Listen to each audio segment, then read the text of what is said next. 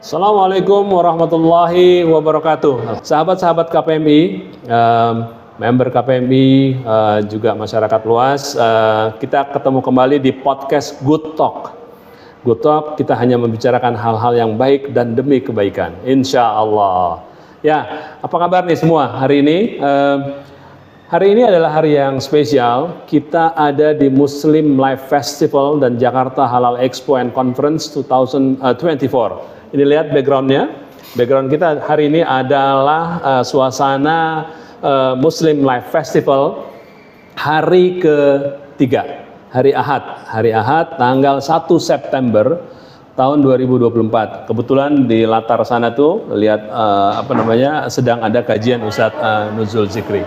Baik, teman-teman sekalian, hari ini kita kedatangan tamu istimewa. Kita akan menyapa tamu kita hari ini, yaitu Mr. Simon Henley. May I write to spell your name? That's right. That's right. Okay. Good morning, Simon. We are here today in the Good Talk podcast. This is a podcast organized by our community, Indonesian Muslim Entrepreneur Community. This is a weekly podcast. We are only talking the good things for the goodness. Yeah. Okay. I like to introduce Simon. Simon is CEO of Trinity Group based in Dubai. Why we invite Simon today? Because we will be talking about how Indonesian entrepreneurs like you guys back there to set up a business and to expand your markets in the Middle East hub, United Arab Emirates. United Arab Emirates is a country consisting of 8 emirates? Seven Emirates. 7 Emirates, like a province. But the difference is in every Emirates there are quote unquote like a king or sultan, a royal family. The royal family of every Emirates. In other country, maybe in Indonesia we call it province. But the difference is there is one royal family in every Emirates. In the United States of Emirates. Okay, Simon, good morning and thank you for your time to speak with us today. As the CEO of Trinity Group, you have a remarkable journey that has led you to establish a thriving business in Dubai. But I know that you are born in the UK. So can you tell me a bit about your background, your early life in the UK, and what you were doing there, and how then you come up establishing your business in Dubai? Well, firstly, Rachmat, thank you very much. Thanks for the opportunity to be here. It's been a pleasure to be at the Muslim Life Festival the last 3 days. The background for me and Trinity specifically stems from a career in financial services. Financial services, okay. I was actually born in the Channel Islands, which is a small group of islands between the UK and France, a British territory. Okay. I spent most of my formative... the very south... very south of the UK. In the English Channel. Near Southampton.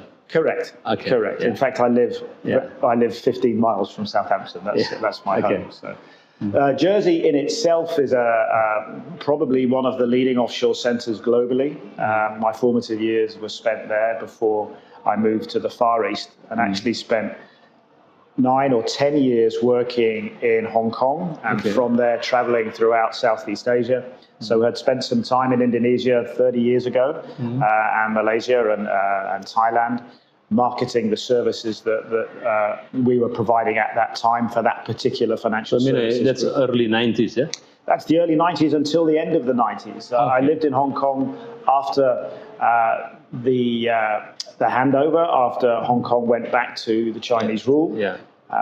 It was during my time in Hong Kong that I first traveled to the Middle East and to Dubai specifically to look at the business opportunities that were arising there at the time. My first visit there sort of coincided with the property boom that if you witness this now, is something quite remarkable. But I realized in the mid-90s that there were opportunities arising in the Middle East which we weren't seeing in other centers. And I'd suggested at the time that this could well be the next financial service center in a location that bridges Europe, the Middle East, and the Far East. There hadn't, until that time, really been a financial center in the Middle East at all, other than perhaps Bahrain as a banking center, but not really too much more. So I think I realized in the mid-90s that the UAE certainly had a role to play going forward. Okay. So by background, you are a finance guys, yeah? Finance guy. Yeah, I mean, private client work is probably specifically what we do. So at Trinity, our core service is the formation and administration of companies. Okay. Talking about that. So I'm a facilitator or instructor in some of the export training centers in Indonesia here. And I have already,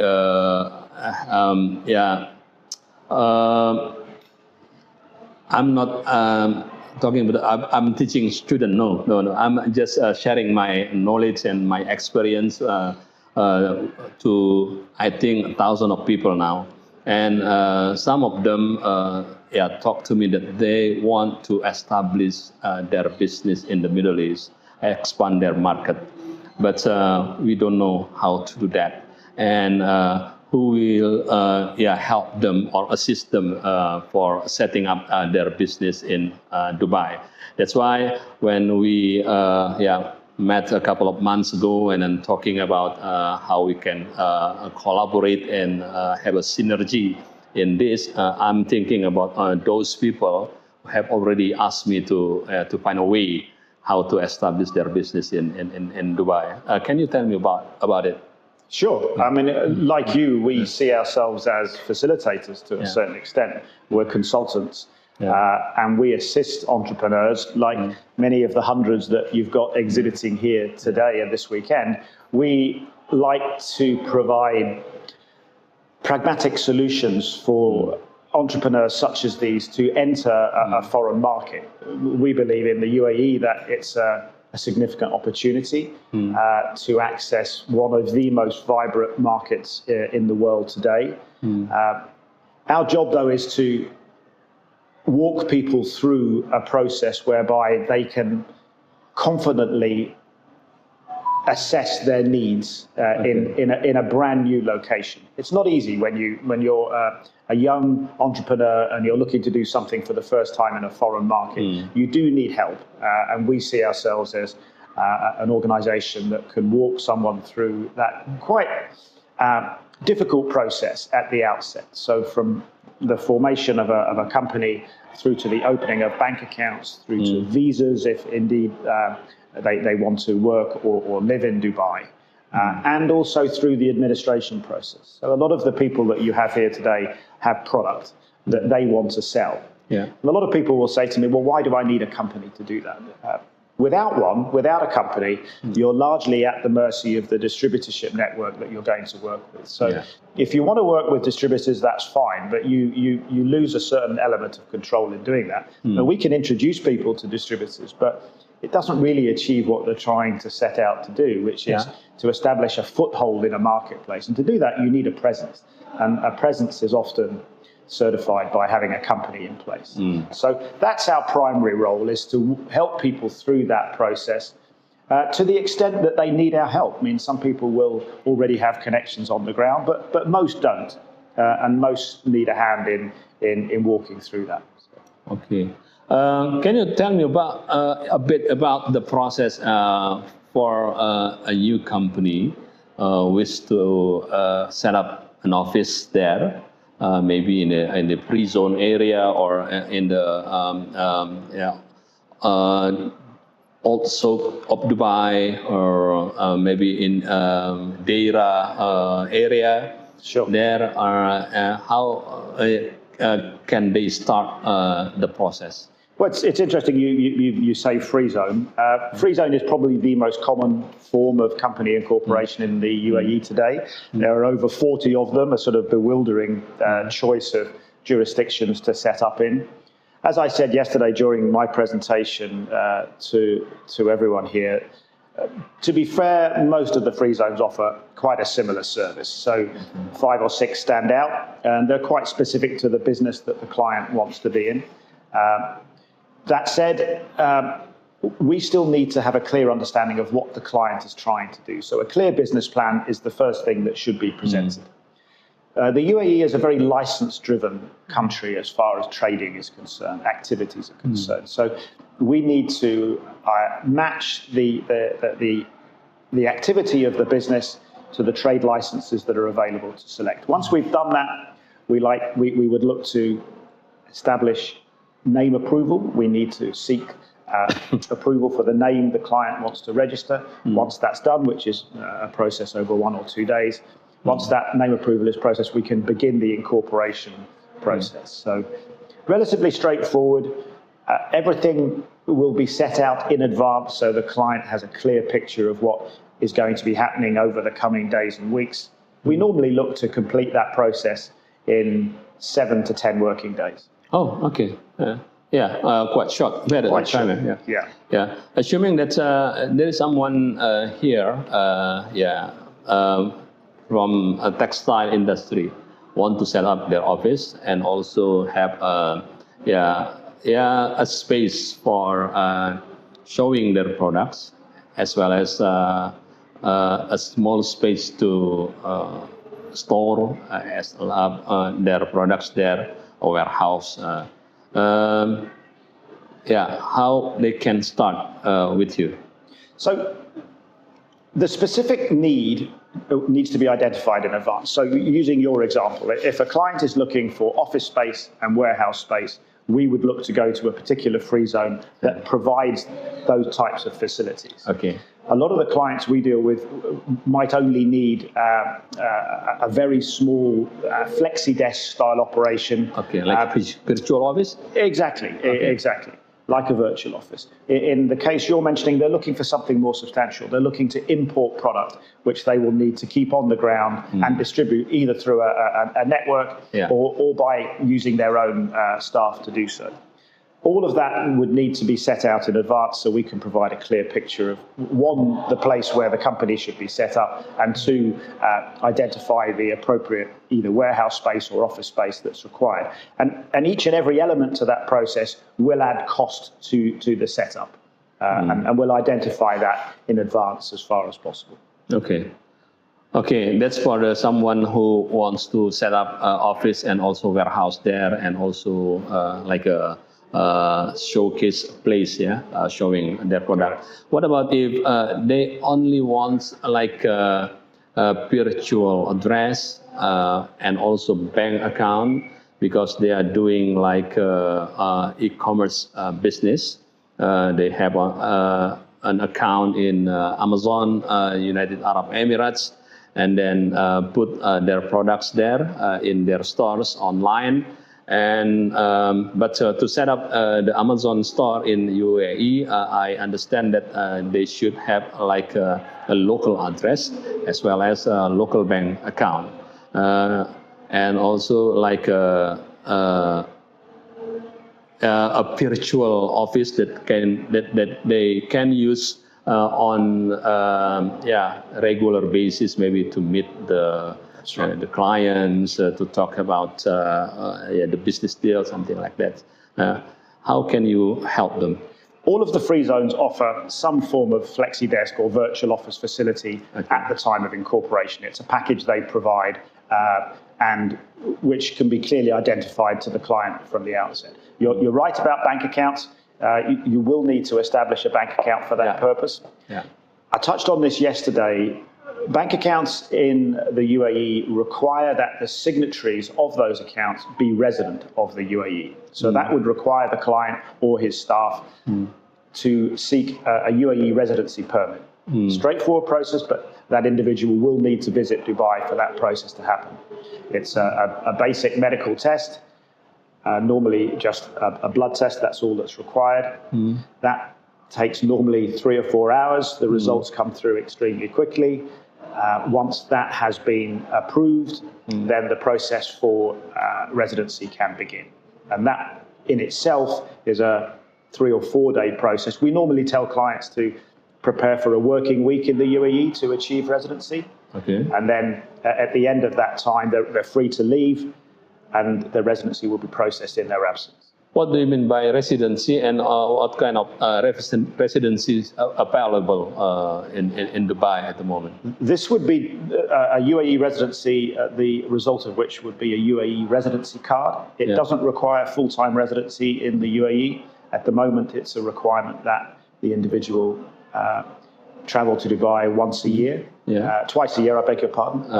Twice a year. Twice a year, I beg your pardon. There are other types of visa available. Golden visa is now something that's been popular in the UAE for the last 12 months or so. That's a slightly different application process, normally investment-led, so the purchase of property up to the value of 2 million dirhams. That will guarantee you a 10-year golden visa renewable after 10 years. For the golden visa, how much money we should provide for getting that visa? So, as far as the investment is concerned, it's 2 million dirhams, which I believe is something in the region of 200,000 AED. Okay. 200,000. But that would be into a Dubai property. Okay. Or multiple properties, indeed, if it could be the aggregated value. Okay. Is it possible for them to use like services for a company who can provide their bank account and also their office space to be used by a foreigner for doing that business in Dubai? What I mean is it possible to use your bank account, your office address for someone who can who want to set up their business there? Yeah, it is to a certain extent. We provide what we call management services. Management services on behalf of our clients. That would be us acting in a managerial role and an administrative role. They're not using our bank account. The company would still have its own bank account, but we could operate that bank account on their behalf. In a third-party capacity. So that often is appealing to clients who don't want to establish a presence in a particular jurisdiction, but they require the services of others, i.e. ourselves, who can do that for them. Okay. Have you seen any Indonesian companies setting up their business there recently? Very much so. I mean, not just recently. We've had Indonesian clients in our books for many years. I think it's becoming something that's more attractive now. I think as the UAE broadens its horizons and its attractiveness spreads throughout the Far East, I think we will see more and more. Events such as these can only raise the profile. We've come here to specifically talk about the UAE and the services that it can offer Indonesian entrepreneurs and investors. And I think as a result that will grow. Okay. I think you have also come across with the comprehensive economic partnership agreement between UAE and Indonesia that has been signed I think last year or 2 years ago. I'm not precisely remember. How do you see that this agreement, this free trade agreement between the two countries can benefit Indonesian entrepreneurs to set up their business there? Well, I can only see the upside of any agreement of that nature. I think the UAE, I don't think there's any limit to what the UAE are trying to achieve. It's a jurisdiction that is very much open for business. There are very few countries globally where it's not seen as an opportunity to expand your market. I try to look at the data that's the most common Indonesian products sent to Dubai is palm oil and its derivatives products, and also gemstones, and also like jewelry from Indonesia, and we also do some business on rubber products, raw material and semi-finished raw material based on rubber. The most products that we send to Dubai is vehicles. Actually. Yeah.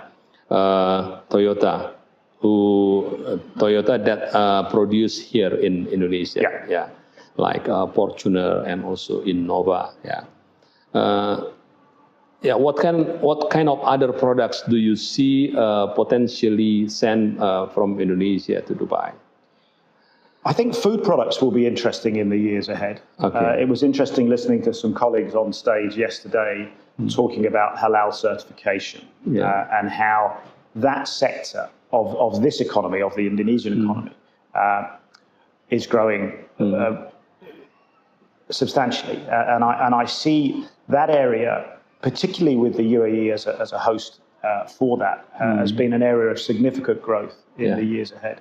And look forward to seeing how that develops. Yeah, because I think 2 years ago when I was in Dubai and then visited Deira and also Al Souk, I found that there are a lot of Indonesian food products.